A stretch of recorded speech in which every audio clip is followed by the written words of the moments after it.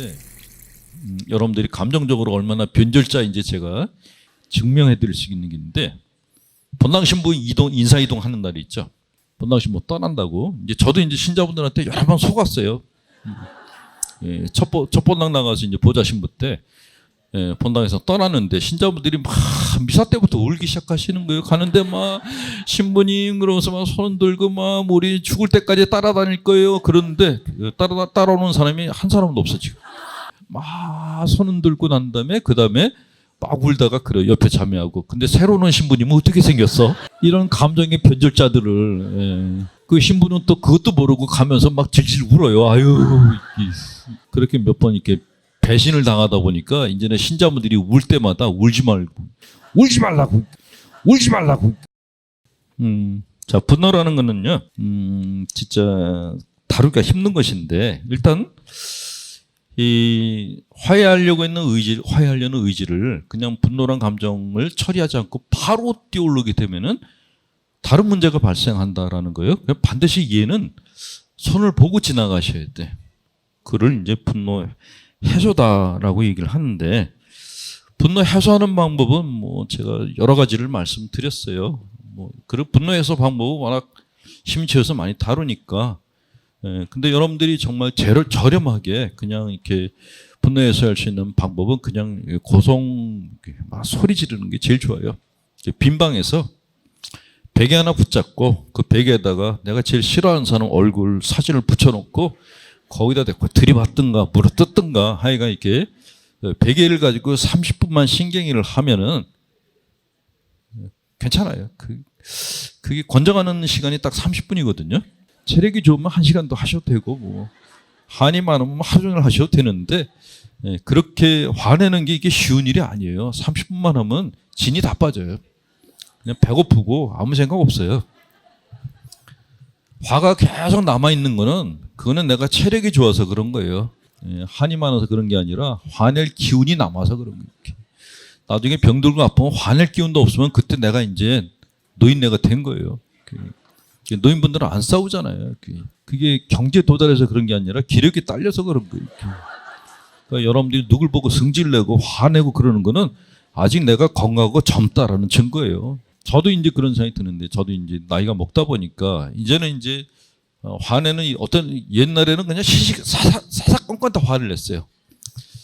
나는 왜 이렇게 성질이 지랄같지? 라는 생각을 했어요. 신자분들이 또 이름을 붙여줬어요. 아예 단무지라고. 단순하고 무식하고 지랄 같다고 이렇게 붙여줬어요. 근데 그때 제가 막 성질내고 그랬을 때를 돌아보니까 그때 체력이 제일 좋았을 때였어요. 매일 등산을 할 때였거든요. 일주일에 술 갖다가 일주일 내내 마시고 매일 등산하고 할 때였어요. 그 일도 많이 했는데 성질도 많이 부렸거든요. 근데 이제 체력이 떨어지니까 화내는 것 자체가 피곤하기 시작했어요. 그래서 이제는 넘어가기, 그냥 웬만하면 넘어가 그냥. 싸우기도 싫어요. 제가 글을 올렸는데 막 댓글이 붙어요. 옛날 같았으면 잡아가지고 죽을 때까지 이렇게 했을 텐데 지금은 그냥 그냥 투자, 그냥 지가 시비 거는 거는 지가 하고 싶어서 하는 건데 그걸 내가 왜 건드리냐고 해서 안 건드려. 피곤해요.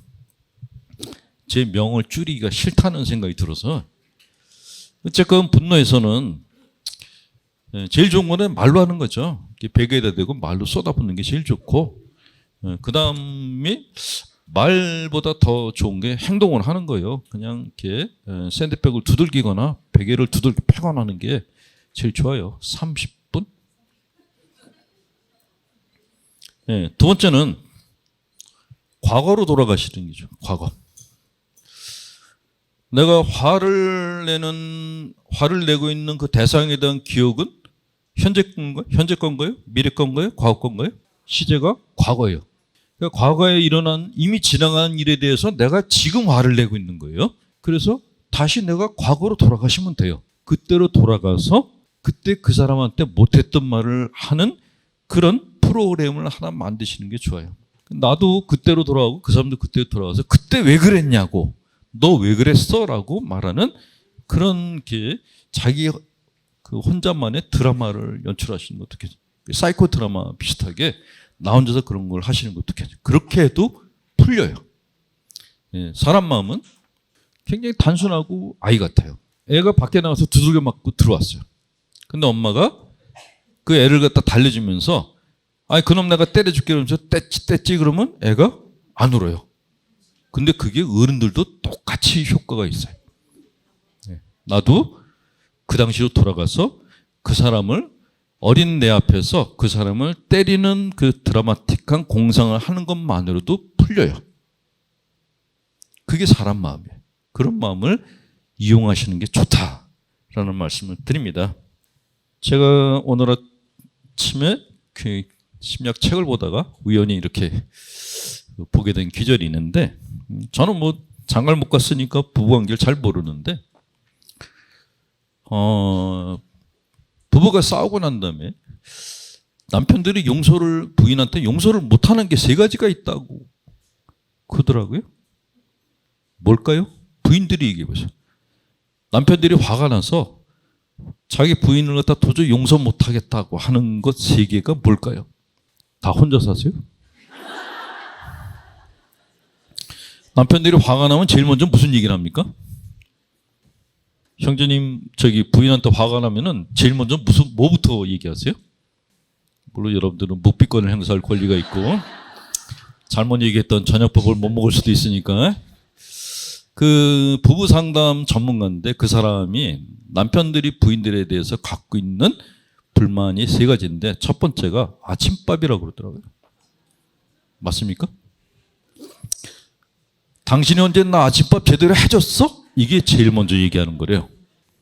근데 저는 그걸 잘 모르겠어요. 우리는 이제 주방 아줌마가 아침마다 밥을 해주니까 그래서 그게 뭔가 그랬더니 아침밥을 못 얻어먹는 남편들이 부지기수다.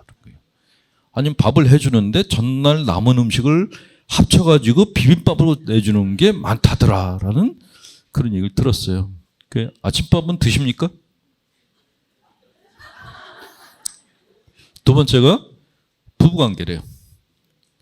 근데 부인들은 나이 들어가면서 부부관계 맺는 걸 싫어하는 사람들이 늘어난다 그래요. 그래서 그것도 불만이다 그러고 3번째가 뭘까요? 퇴근하고 들어온 남편들이 하는 얘기가 집안 꼬라지가 이게 뭐야? 왜 청소 안 해? 라고 그런대요. 그 부인이 하루 종일 애 보고 뭐 하고 그러느라고 청소를 못 했는데 그거에 대해서 화를 낸대요. 그 부인들이 남편들이 그 3가지에서 얘기를 하면은 그게 이해가 안 된다 그러는데 근데 그거를 다른 심리학자가 또 이렇게 풀이를 했어요. 남편들이 그런 아침밥과 깨끗한 마음과 부관계를 갖다가 원하는 그 뒤에 있는 요건은 뭐냐? 그랬더니 남자들은 왕이 되고 싶은 욕구가 있다. 근데 바깥사회에 나가면은 바깥사회에서 남자가 왕이 된다는 게 쉬운 일이 아니거든요. 바깥사회에 나가면 정말 이게 정말 치열하잖아요. 이렇게 먹고 살기 위해서 정말 나보다도 못한 놈 앞에 가서 그놈 돈 많다는 거 하나 때문에 내가 고개를 숙여야 되고 오다 하나 따내려고 가서 이렇게 없는 말 있는 말 다 해야 되고 그 비 맞춰주는 그 뭐 술자리 따라가야 되고 운동도 비 맞추러 따라가야 되고 정말 간쓸게 다 버려야 되는 거예요. 바깥에서. 그러니까 남자들이 밖에 나가서 사는 삶은 진짜 전쟁터거든요. 근데 마음 안에서는 누구나 다 왕이 되고 싶은 거예요. 근데 밖에서는 안 되니까 집에 와서 내 작은 왕국의 왕이 되고 싶다. 그래서 깔끔한 방에서 조용한 아침밥을 먹으면서 이쁜 부인한테 대접받고 싶다라는 소박한 욕심을 갖고 있는 게 남자들의 마음입니다. 공감하십니까? 예. 딱 3개예요. 아침밥, 깨끗한 방, 예. 이쁜 아내, 셋. 분노는 사실 분노를 제대로 이렇게 푸는 방법은 복수하는 거예요. 이에는 이로, 눈엔 눈으로. 이게 구약의 율법인데 예수님이 그것대로 살지 말라 그랬는데 사실 구약의 율법을 보면은 인간의 본성을 따라서 만든 율법들이 굉장히 많아요. 오히려 예수님의 가르침이 인간 본성보다 더 위에요. 그래서 복음대로 사는 게 쉽지가 않은 거예요. 근데 구약에서는 그냥 인간의 본성대로 가요. 이에는 이로, 눈엔 눈으로. 복수하라는 거죠. 자, 근데 지금 저 사람이 나한테 이렇게 만약에 이제 내가 사귀던 그 여자가 있었는데 그 여자애가 날 버리고 나보다 더 잘난 놈하고 결혼해서 살고 있어요. 그 남자애가 총각이 이제 너무 화가 나겠죠. 근데 그럴 때 자기 마음에 있는 화를 갖다 푸는 방법이 제일 좋은 게 뭐가 있을까요? 찾아가서 때리면 깜방 거예요. 가끔 찌질한 애들이 그렇게 여자 찾아가서 두들겨 패는 놈들이 있는데 걔네들은 깜방 가서 마땅해. 그렇게 하는 게 아니에요. 어떤 게 진정한 복수일까요? 그렇죠. 더 이쁜 여자를 만나가지고 결혼하는 거예요. 보란 듯이. 근데 처녀애들의 심리는 이런 게 있대요. 자기가 결혼 안 하고 버린 남자가 자기만 생각하면서 불행하게 살기를 원한대요. 참, 아주 더러운 심보예요. 그거를 보복하는 방법은 그 여자보다 더 이쁜 여자를 만나서 사회적으로 성공하는 거랍니다. 그러니까 성공하는 게 나를 갖다가 레벨업 시키는 게 그게 가장 좋은 복수 방법이라고 합니다. 분노 해소하는 방법도. 예. 자, 마지막 영적 용서에 대해서 얘기돼. 여기까지는 감정적 단계까지는 이렇게 우리가 의지로 할 수 있는 방법들이거든요. 근데 영적인 용서는 여기부터는 조금 차원이 달라져요. 네. 영적 용서는 그 사람을 내 마음 안에서 놓아주는 거예요. 놓아버립니다. 내 마음 안에서 떠나보내는 거예요. 감정적으로 내가 화가 나 있다는 거는 그 사람의 멱살을 내가 잡고 있다는 거예요. 용서해야지. 그것도 여전히 잡고 있다는 거예요. 근데 영적 단계에서는 이걸 놔주라는 거예요. 어떻게 놔줘야 되는가? 자, 감정적 용서의 여정이 끝날 무렵 우리는 모든 것을 놓아버리고 하나님을 맞이하고 앞으로 나아가는 영적 용서의 단계로 인도됩니다. 용서의 전 과정을 통틀어 가장 큰 목표는 영적 용서의 경지에 도달하는 것입니다. 이곳에 쉬이 도달하는 사람이 있는가 하면 시간이 걸리는 사람이 있고 영영 도달하지 못하는 사람도 있습니다. 그러나 도달하지 못하더라도 괜찮습니다. 우리가 감정적으로 계속 노력하고 있다면 어쨌건 올바른 방향으로 가고 있는 것입니다. 이게 중요해요. 내 마음을 완료를 시키는 게 아니에요. 완료. 많은 분들은 모든 걸 다 끝내고 싶어요. 완료. 근데 사람이 갖고 있는 심리적인 그 조건의 한계상 완성이란 건 없어요. 완료도 없어요. 항상 진행이에요. 문제는 방향이 문제인 거예요. 용서하고 싶지 않아. 그래도 용서해야 돼. 내가 화난 게 안 풀렸어. 그래도 화를 풀어야 돼.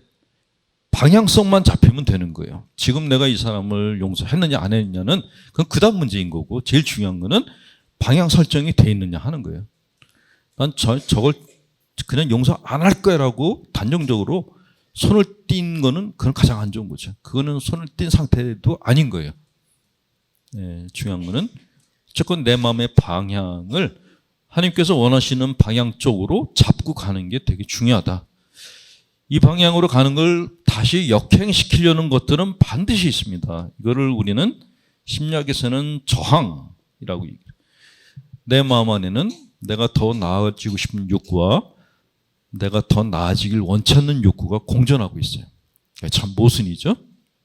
착하게 살고 싶은 욕구와 착하게 살고 싶지 않은 욕구가 공존해요. 성공하고 싶은 욕구와 불행하고 싶은 욕구도 공존해요. 이게 인간이 갖고 있는 모순이에요. 그런 안에서 내가 끊임없이 이렇게 선택을 해가는 거니까 얼마나 힘들어요. 그래서 인생은 연어하고 비슷하다고 얘기를 하기도 해요. 연어들이 물을 거슬러서 올라가잖아요. 올라가면서 온갖 상처를 다 받아요. 그래도 끝까지 올라가잖아요. 그게 사람의 삶과 비슷하다라고 얘기를 합니다. 제가 후배 신부들에게도 그런 얘기를 해요. 사제생활 자체가 힘든 거다 그랬어요. 일단은 사제생활 자체가 인간적인 본성을 갖다 다 거꾸로 가는 거거든요. 부자가 되고 싶은 욕구와 반대로 가난하게 살아야 되고, 결혼하고 싶은 욕구를 꺾고 혼자 살아야 되고, 그냥 내 마음대로 살고 싶은 욕을 꺾고 하나님의 의지에 나를 복종시켜야 돼요. 그러니까 신부생활 자체가 힘들다라고 얘기를 해주는데, 그는 신부들뿐만이 아니고 여러분들 인생도 똑같아요. 삶 자체가 힘들어요. 그러니까 내가 그 물살에 밀려가지고 뒤로 가지 않으려고 발버둥 치고 사는 게 그 신앙생활이더라고요. 그러니까 앞으로 전진하지 못했어도 물살에 밀려가지 않고 버티는 것만 해도 대단하다라는 생각이 드는 거예요. 그러니까 내가 저걸 갖다가 용서하고 싶지 않은 그런 물살에 휩쓸리는데 그 가운데서도 용서해야 돼 그러면서 버티는 것 자체가 그게 위대한 일이다라고 평가해드리고 싶은 거예요. 가끔 어떤 분들이 그 물 위에 올라가지 않고 거기서 뭐 하고 있냐고 옆에서 지랄하는 분들이 계세요. 그런 것들은 물에 같이 끌어들여 가지고 물을 먹이시는 게 좋아요. 너도 들어와 봐. 놓아버리기는 과거에 연연하지 않고 앞으로 나아가는 것, 관계를 진전시키는 것을 말합니다. 일단 용서를 시작하면 우리 목에서 거대한 연자 방아가 벗겨지고 자유로이 전진할 수 있게 됩니다. 상대를 벌주기 위해서 용서하지 않는 건 무망한 짓입니다. 결국은 스스로를 망치는 것이며 정서적 영적으로 자신을 옴짝달싹 못하게 묶어놓는 것입니다. 무엇보다도 자기 치유를 위해서 우리는 타인을 용서해야 됩니다. 자, 이렇게 다른 사람을 용서하는 것은 또 하나의 부활입니다. 우리는 용서함으로써 악감정이라는 무덤을, 내 안에 있는 무덤을 부숴버릴 수가 있습니다. 다른 사람 갖다가 그 영적으로 용서할 때 쓰는 방법 중에 하나가 자기 성찰이에요. 이 자기 성찰을 신자분들 중에 가끔 이제 그 혼돈하는 분들이 있는데 자기 성찰을 죄의 개수를 세는 걸로 생각하는 분들이 있어요. 내가 무슨 죄를 몇 개 지었고 무슨 죄를 몇 개 지었고 그것도 좀 위험한데 개수가 줄으면 내가 착하게 산 거고 개수가 늘면 죄 지은 거다라고 생각하는 분들도 있어요. 이건 강박증이에요. 아까도 얘기했지만 흐름이 중요한 거지 개수가 중요한 게 아닌 겁니다. 그리고 자기 성찰이라는 것은 죄의 개수를 세는 것이 아니라 하나님 앞에서 내가 지었던 죄들을 생각해 보는 거예요. 그리고 내가 이렇게 많은 죄를 지었는데 하나님이 날 갖다가 얼마나 많이 용서해 주셨는가를 생각해 보는 게 그게 자기 성찰의 시간. 그러니까 내 죄보다 하나님의 은총을 생각하는 시간이 자기 성찰의 시간이다라는 것이죠. 영적인 용서라는 것은 그래서 주님께서 나를 용서하셨듯이 많은 사람들이 나를 용서해 준 것처럼 나도 다른 사람들을 갖다 용서하는 것, 이게 자기 성찰의 시간이다라는 거죠. 예. 제가 몇 년 전에 아파가지고 한 1년 동안 이제 일을 다 쉰 적이 있었어요. 근데 다른 강의 시간에 한번 얘기를 했었는데 제 체험에 대한 거니까 굉장히 몸이 안 좋아가지고 잠을 못 자겠는 거예요.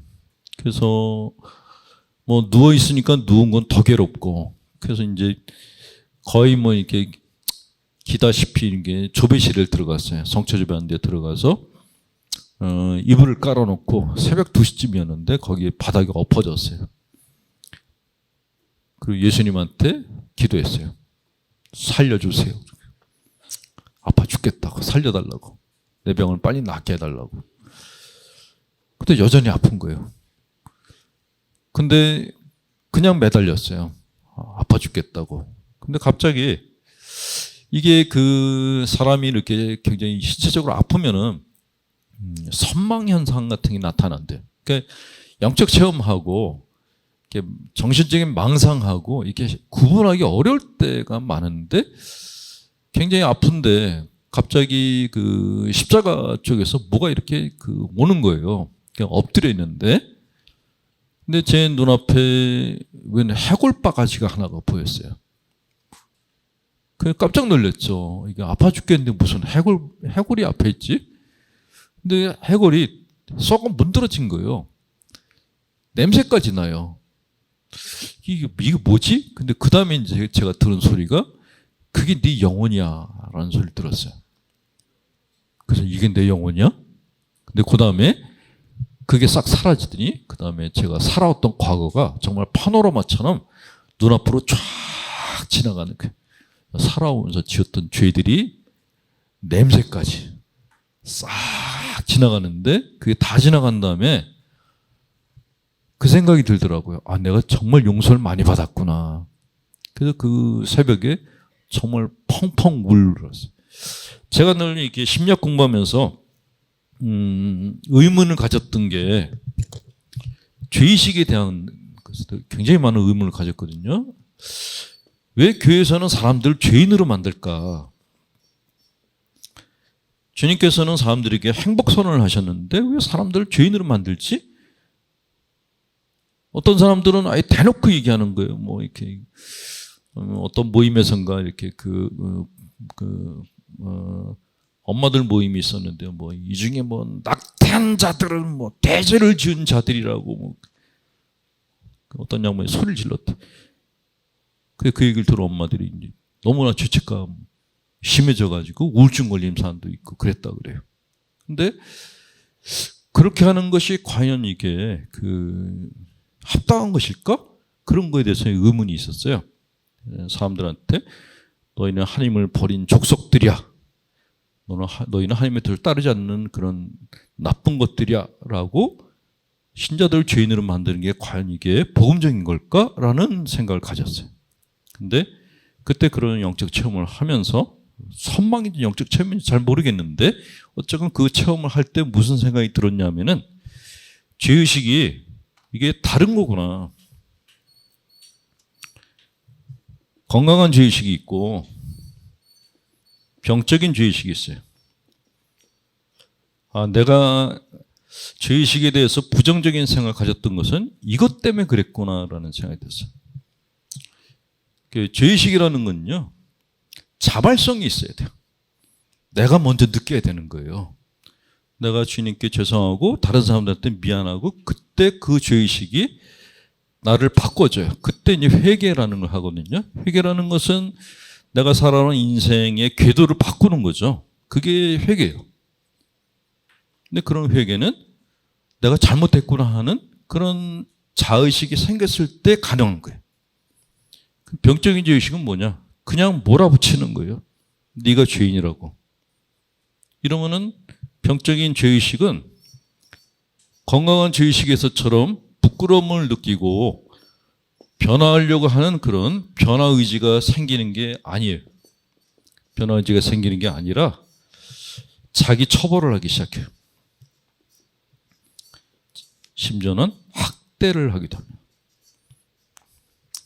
제가 복음서를 보면서 항상 의문이었던 게 베드로하고 유다하고 둘 다 예수님을 버렸는데 왜 베드로는 교황이 되고 유다는 자살을 했지? 그 신학생 때 의문이었어요.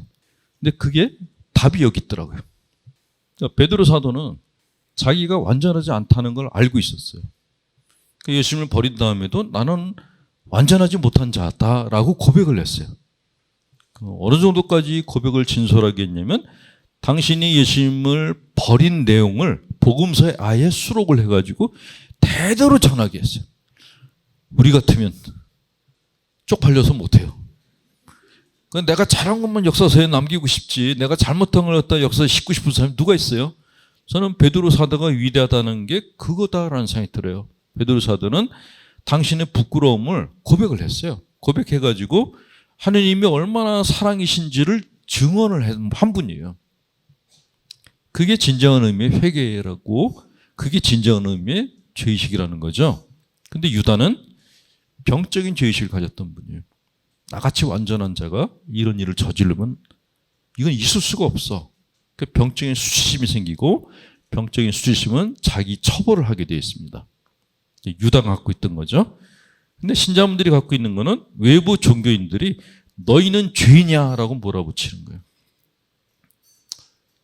그러면 신자분들은 부끄러움을 느끼는 게 아니라 자기 처벌을 하기 시작해요.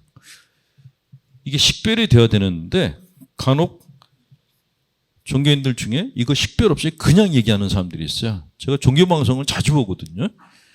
강론이나 설교를 보면서 정말 끌어내다가 모가지를 잡고 싶은 사람이 한두 놈이 아니었어요. 구분을 못하는 거예요. 제가 그래서 예를 들은 게 있었어요. 만약에 어떤 집에 부모가 죽었는데 이웃 사람들이 그 애들 보고 니네 부모가 죽은 건 니들 때문이야. 그러면 애들이 어떻게 되겠냐고. 그게 병적인 죄책감이에요. 부모님이 죽은 거는 그분들이 명의 다해서 돌아가신 거고 니들하고 책임이 없어라고 얘기를 해주는 게 그게 정말 조언해주는 사람 해줄 수 있는 건강한 조언이죠. 근데 종교 안에서는 그게 뒤바뀌는 경우가 많더라고요. 가뜩이나 심리적으로 약한 사람들한테 이런 식으로 몰아붙이게 되면은 종교적인 우울증이 발생합니다. 종교적 우울증이 또 만들어내는 게 뭐냐면은 구원 불안증을 만들어내요. 다른 사람들은 다 구원받아도 나는 절대로 구원 못 받아라는 생각을 갖는다는 거죠.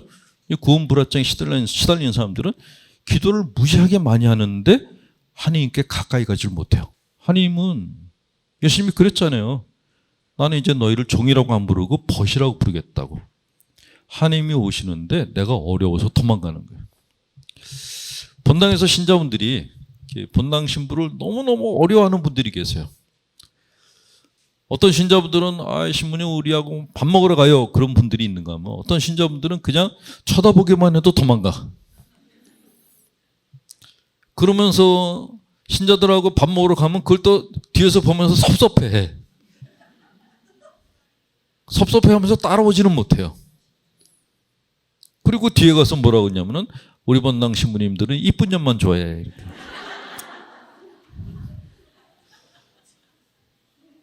물론 신부들은 혼자 사니까 이쁜 여자를 좋아하는 게 당연한데 그렇지만 객관적으로 볼 때는 그냥 밥 먹자고 하는 사람들하고 같이 갈 뿐이에요. 그러니까 본인이 섭섭하면은 저하고도 같이 좀 가세요라고 얘기를 하면 되는데 그게 안 되는 거예요.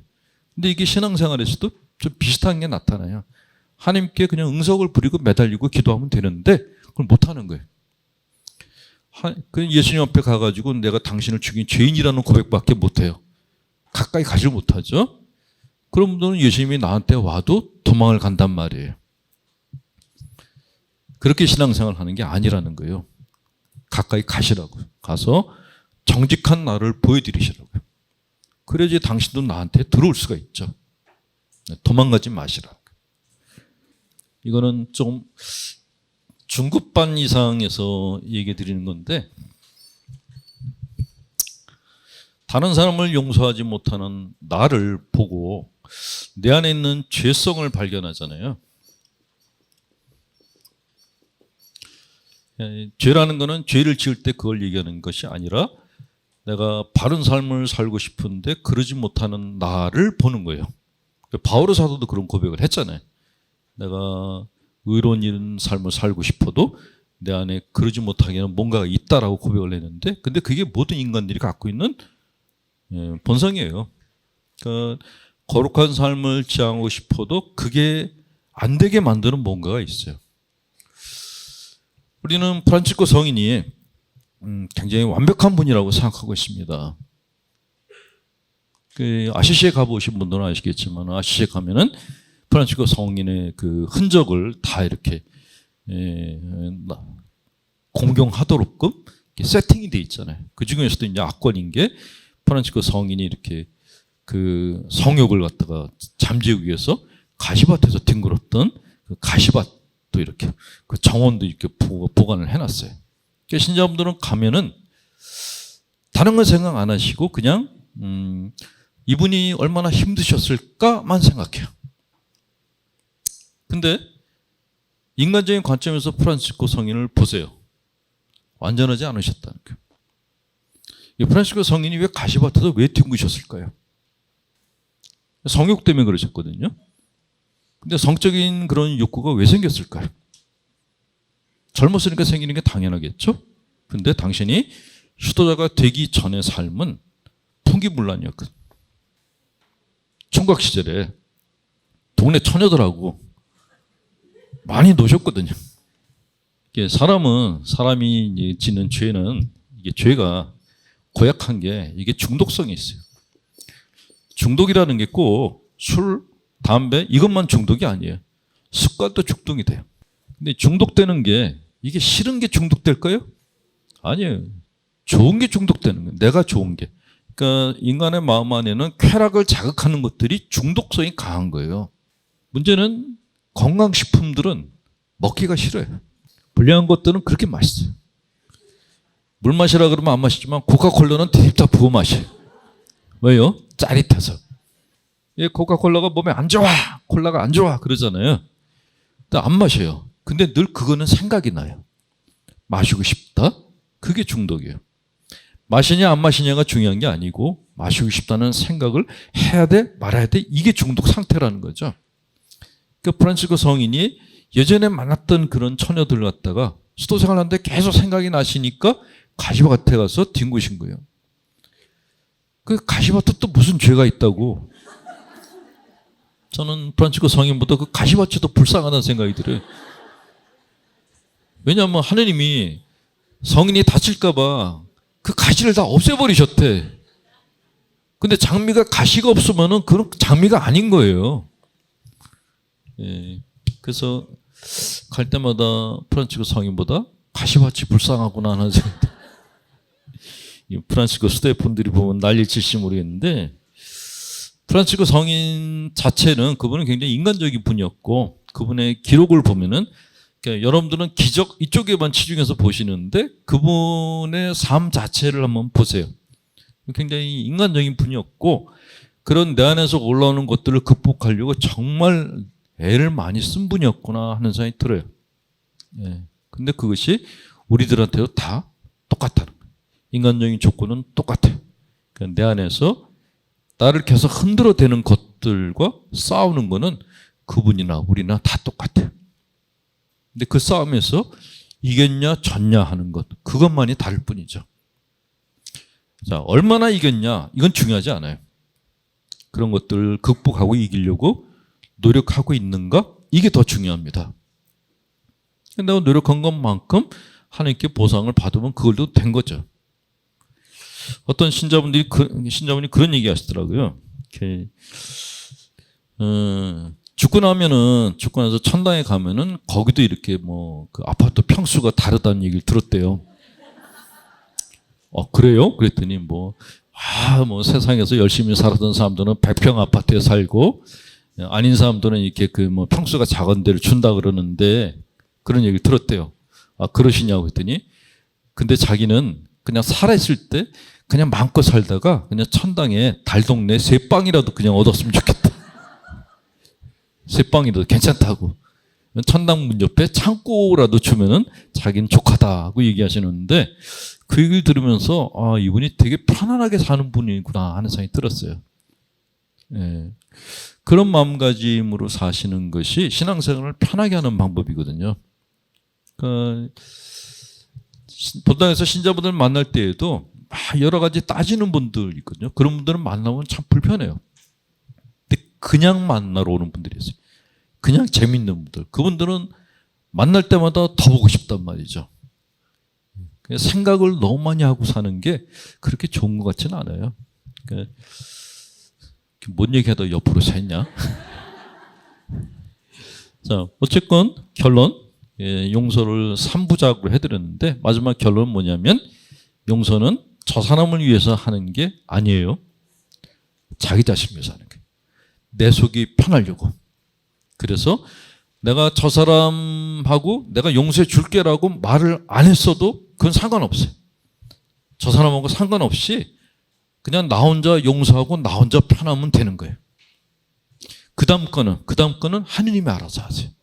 그 사람을 다시 만나게 해준다거나 아니면 그 사람을 정말 용서할 수 있는 감정을 갖게 해주는 거는 그 다음에 성령이 하시는 일이고 내가 할 수 있는 것은 용서하겠다는 마음만 먹는 것 그것뿐이에요.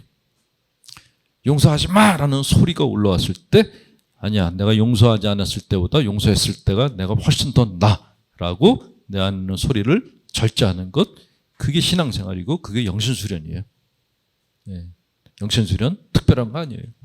신앙생활은 그냥 보통 사람들이 평범하게 사는 게 그게 신앙생활입니다.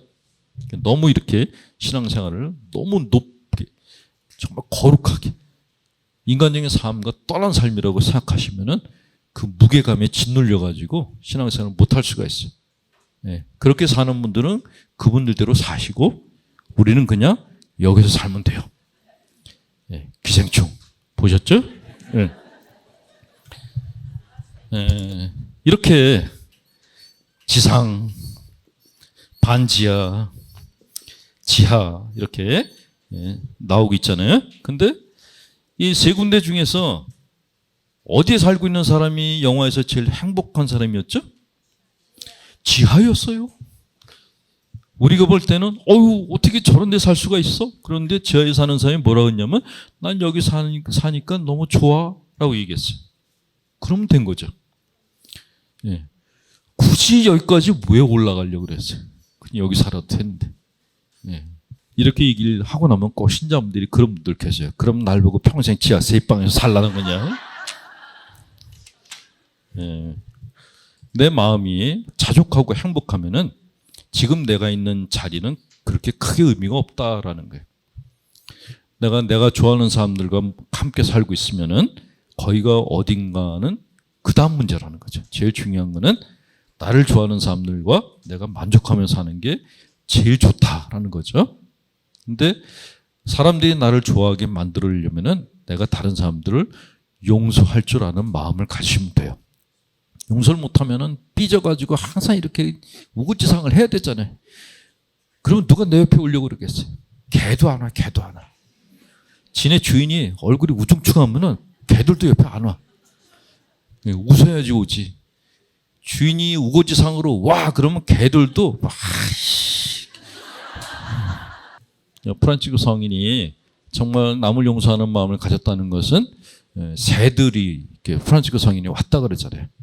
그러니까 여러분들이 내가 사람들을 얼마나 많이 용서했는지를 알고 싶으시면은 지나가는 새를 불러보세요. 걔가 왔다. 그럼 여러분들은 더 이상 신앙생활 할 필요가 없어요. 그냥 뭐 하나 차리셔도 돼요. 근데 새도 안 오고 개도 안 와. 사람도 안 와. 그럼 이제 문제가 많다는 거죠. 자, 다음 달에도 7월 달에 8월 달에는 쉬려고 그랬는데 해외에 계시는 유튜브를 보시는 팬들께서 계속 올려달라고 그러셔서 그냥 8월 달에도 특강을 할 생각입니다. 일단 일어나십시오. 강복 드리고 끝내겠습니다.